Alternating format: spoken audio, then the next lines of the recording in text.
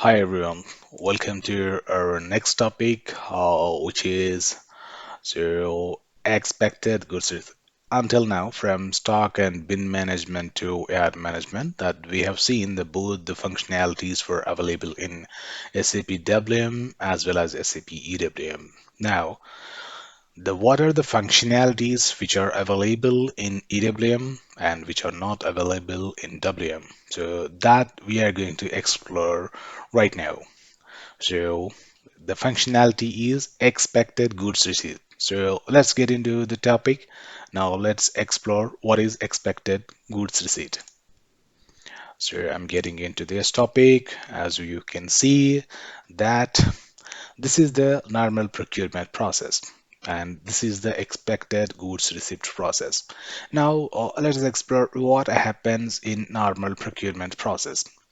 In the organization, purchase organization places a purchase order to the vendor. Here, before sending the goods to the warehouse, the vendor sends an ASN, which is nothing but advance shipping notification. So with this advanced shipping notification, we can see that one inbound delivery gets created in the system. So with the reference of inbound delivery, once we receive the goods, we can post the goods receipt. So there is a reference, right? So with reference to this inbound delivery, so when we receive the goods, we can post the goods receipt. That is what the normal process is. But when it comes to expected goods receipt, when purchase organization places a purchase order, so it is not required for the vendor to send the ASN.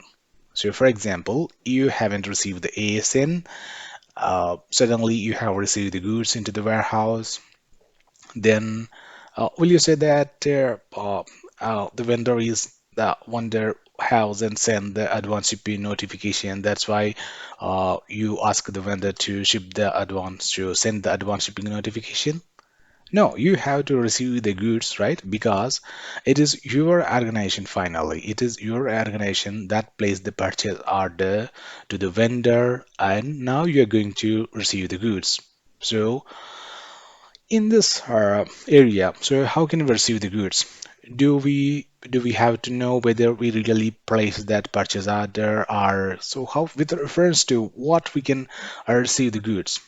Now here, so expected goods receipt is nothing but like based on the purchase order or based on the manufacturing order. So you can, so like here we are pulling the expected goods receipt. So we are pulling the expected goods receipt from this ERP system, with reference to purchase order. So as this purchase order is open and there's no ASN was created against it, so when we can, with the easier concept, so we can pull that inbound delivery. So this is nothing but with reference to purchase order, we are pulling that inbound delivery, that is expected goods receipt. And when we receive the goods really based on the expected goods receipt, we can receive the goods, we can post the goods receipt. So this is what expected goods receipt. And here it is one delivery. There is a transaction code. GRPI is there to pull the delivery from ERP system. So there are the background jobs also there. So with the help of those background jobs, so we can delete the existing EGRs and we can create the new EGRs. So with the help of this expected goods receipt, even though there is no advance shipping notification, we can receive the goods. That is the concept. That is the ideology behind expected goods received. So this is what expected goods receipt is, and this functionality is lacking in SAP WM. But when it comes to SAP EWM, yes, we have that functionality. Now let's get into another topic, which is value added services. So let us explore what is value added services. As we can see that I'll just go through these images, so this will enlighten you, and with the help of these images you will come to know what is value added services. Here is nothing but, so some here this man is applying some special packaging to the products. So special packaging, and it costs some extra cost, right? So additionally, the customer has to pay for this as well.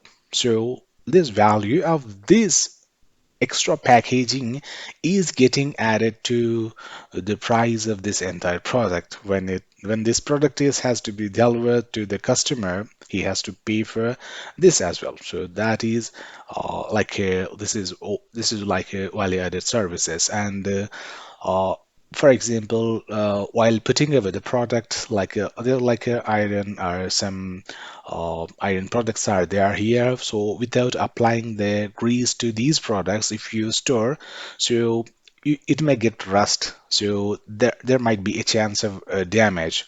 So before storing these kind of iron and iron products, it's better to apply greasing. Some oiling is there, so it costs extra. So this extra grease is going to be consumed if you want to consume some this kind of special packaging, or if you want to consume like this kind of grease or something else for this product. So then you have to go with value added services. So this is what.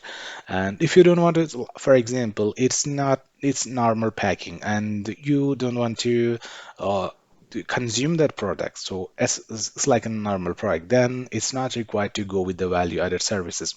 So if there is any consumption, so some special kind of activity is going on there, some you want to charge this, or you want to calculate the labor charges for this, for applying this. So if you want to add up all these values to this product, then you have to go with the value added services.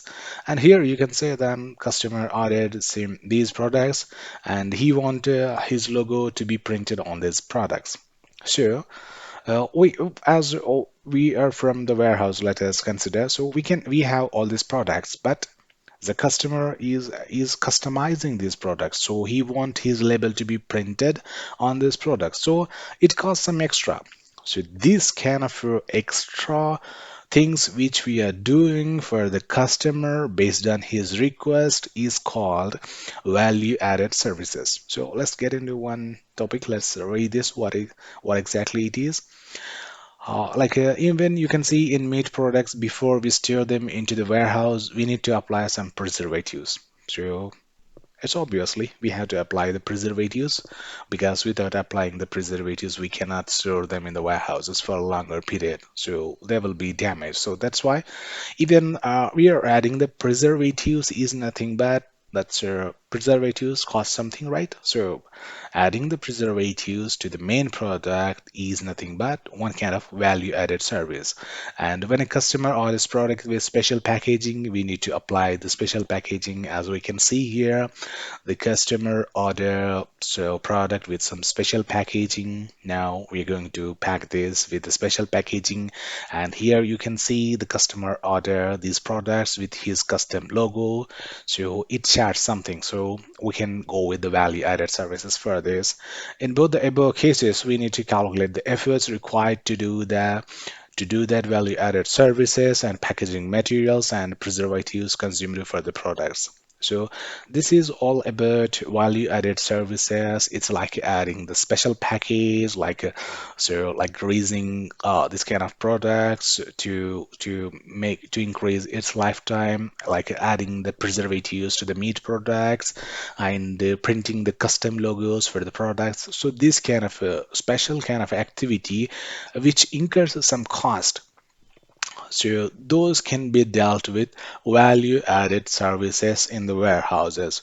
So with our EWM functionality, it's really very helpful for us to go with the value added services.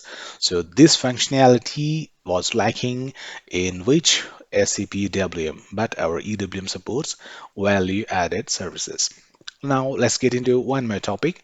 which is opportunistic cross-docking. So let's explore this. So as you might have seen this image, here you can see that it's a normal process. Normal process is like let's consider it as a warehouse. Now, so it's docking. Vehicle is docked to the door. We have unloaded the products. Is the GR zone where we receive the products. Now, normal processes, we have to put away these products to the final storage type where exactly the products are stored. Now, whenever a customer places an order, just we have to pick those products and we have to stage the products here and we have to load these products into the tracks. So this is what the normal process. For example, so the same product which our customer ordered is received in the GR zone. We didn't even go with the put away process. Now they are in GR zone. And here you have to consider one more thing. They are not having any self life expiry. So expiry date is not there. If there is expiry date, so we shouldn't go with there. So the product which is going to be expired soon should be goods issued first. So if there is like an expiry date, we shouldn't go with this process. For example, if there are any product like steel products, steel plates are there, some marble stones are there, they don't have an expiry date. So for those products, we can go with the cross-docking. Cross-docking is nothing but so here from the GR zone, instead of putting away and bringing those products from the final storage types, we are directly placing those products from GR zone to GI zone. This is what we call as cross-docking. Also, for that cross-docking, we have some stock determinations are there. We have to maintain the product group for them. So based on the client's requirement, for what products we have to go with the cross-docking and for what products we shouldn't go with the cross-docking, that's entirely dependent on client. So if you want to implement this kind of process, now here you can see we have skipped this process like put away and picking goods issue. So entire efforts of our resources putting in our warehouse were eliminated here. Now we are directly docking this from one docking area to another docking area, from goods receipt zone to goods issue zone. So this there is an opportunity here. So because we have same product, same set of products here in the GR zone, that's why it is an opportunity to cross-dock. That's why it is called an opportunity cross-docking in the terminology of SAP EWM. Now let's get into another topic. So after this opportunity cross-docking, we have dynamic cycle counting. So this dynamic, before we get into the cycle counting, we should know physical inventory. So this physical inventory is nothing but the process of counting the products. So some inspector, like warehouse inspectors, will be there. So they will thoroughly check what products are available, whether the book quantity is nothing but the quantity which is showing in the system is perfectly matching with the physical quantity in the warehouses. So uh, this kind of process for like annual physical inventory will be there, ad hoc physical inventory will be there. So there are a lot of process out there. So it is easier to match the physical quantity of the products with the book quantity, which is nothing but the quantity in the system. So for that, we have a process in the warehouses called physical inventory. Sure, in the dynamic cycle counting is nothing but so we have like a cycle counting is there. So cycle counting is nothing but so when this product has to be counted. So regularly for 3 days, for every 3 days, or for every 1 week, for every 1 month, based on the client's requirement, we have to go with the cycle counting. So dynamic cycle counting is nothing but system will give you an alert. So this is the product, you have to go with the physical inventory process. So that kind of alert mechanism is possible with SAP EWM. So that kind of based on some rules and regulations which set in the background. So that is what we call it as dynamic cycle counting. Dynamic cycle counting is possible with SAP EWM. So where in case of EWM, this dynamic cycle counting, this feature is was not there in SAP EWM. Now let's go to loading and unloading. So as you know that there's a concept called transportation unit. So the like this box container is there. So normally we call it as a container or some container. So this box like figure is nothing but a transportation unit, and this is called active vehicle. So this is active vehicle, but it is the transportation unit. So what is why? For example, on both sides, CPWM is having yard management, EWM is having yard management. So without implementation of yard management, also it is possible to like track the when the loading has started, when the unloading has started, when it has ended. So these kind of functionalities are possible with SAP EWM even though you did not activate the yard management for the warehouse. So that kind of functionality is available in SAP EWM, and without yard management, that kind of functionality is not available in WM. So that's why SAP EWM supports TU loading and unloading. That's why it's there. So here we have to understand. So in there, like this is the warehouse door, and this is the staging area where we can actually place the products for temporarily before we putting away or before we load into the track. And so here you can see one more emails like it's nothing but 1 TU to 3U. So it's attached to one vehicle. So one vehicle can have 1 TU or more than 1 TU, but it is not possible to attach 1 TU to two different vehicles. So 1 TU can be assigned to only one vehicle, but one vehicle can have more than 1 TU. So it's like a n is to 1 relationship. So not n is to n. It's like a TU to vehicle relation is n is to 1 relationship. Only one TU can have one vehicle, and one vehicle can have multiple TUs, but one TU cannot be assigned to multiple vehicles. That you have to keep in mind. Once we get into that topic, we will explore it. And let's get into another topic. That is deconsolidation. Deconsolidation is nothing but one of the excellent features in SAP EWM. So, what is deconsolidation? So, for example, we have two storage types here. It's one storage type and it's another storage type. And so in the storage type, we place this red product is there. So this red product is meant for this storage type, and this blue product is meant for this storage type. Finally, you have to store these products into these separate storage type. But the thing is, from the vendor, we have received those two products in one handling unit, one packaging material. So before you store those products into this final storage type, there is a need to deconsolidate. So what is deconsolidation? Deconsolidation is nothing but dividing the products. If it is the requirement, so it should go to some work center where some people work on it and dismantle those HU and divide those products and pack into different HUs, and they will place those products into their respective storage types. That process is called deconsolidation. So now so once we have GR this HU, now we have to move this product to the work center. So once it is moved to the work center, then there is a need to separate these products. So we have to remove those two products from those HU. Let's do that. Now we have removed this red product and remove this blue product.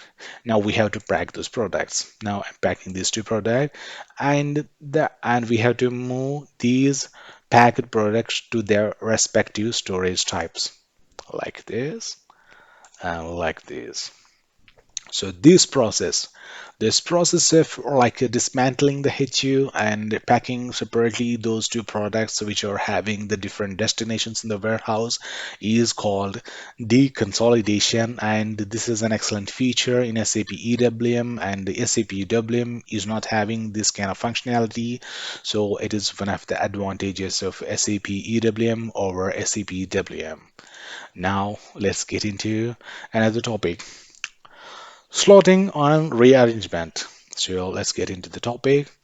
So now, so you should understand what slotting is.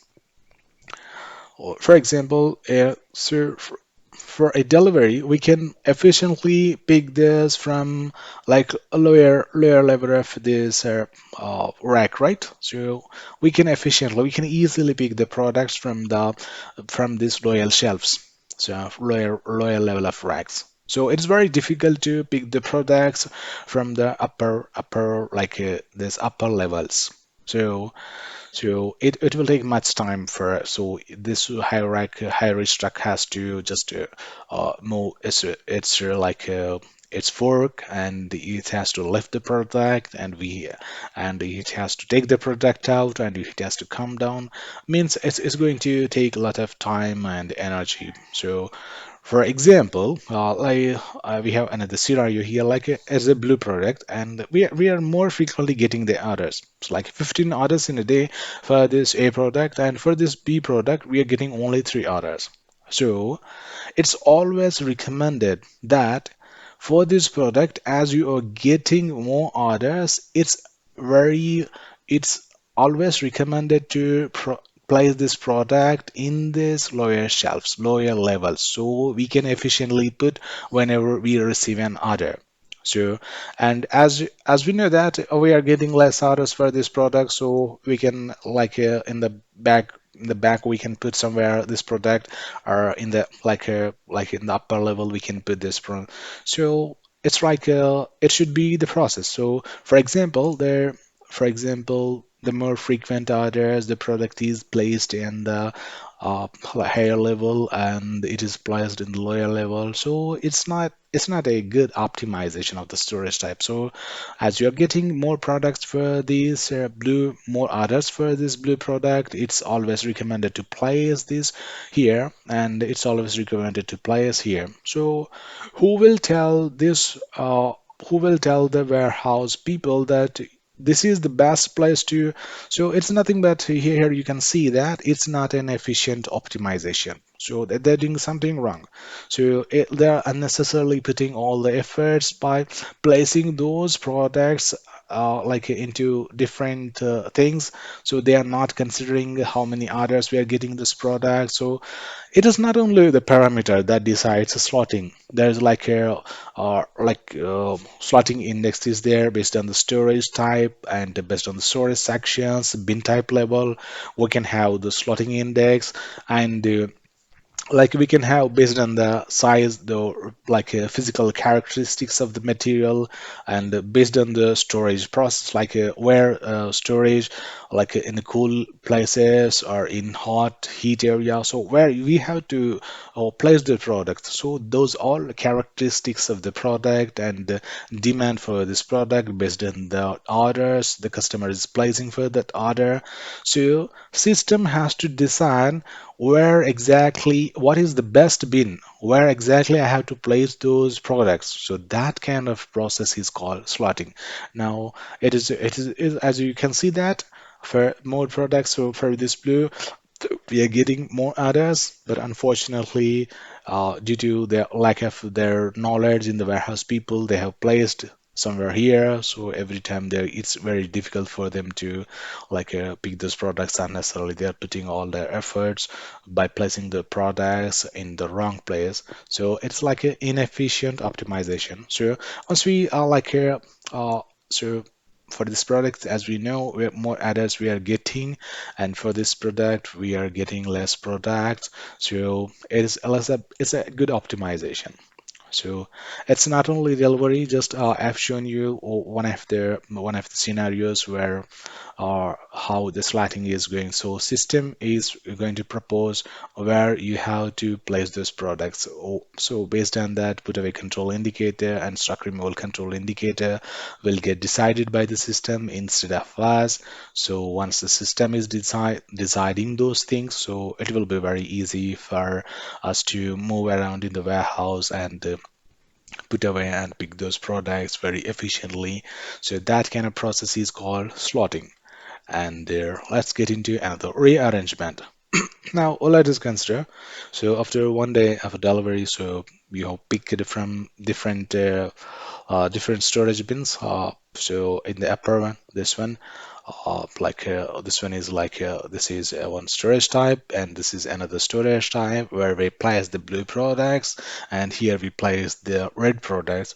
So what is rearrangement? So so there are scattered right somewhere some products. So instead of doing this, just we have to place this product at one place. So that is called one kind of optimization, so that we can efficiently utilize the remaining space. So that's what is rearrangement. Now this is what we call as rearrangement. So this kind of rearrangement, there are some strategies are there. So there are some conditions based on that. System is going to propose where you have to place the product.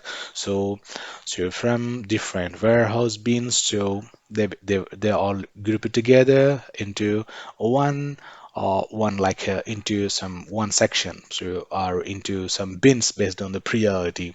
So this is what we call as rearrangement. Now you can see bin by bin rearrangement is there.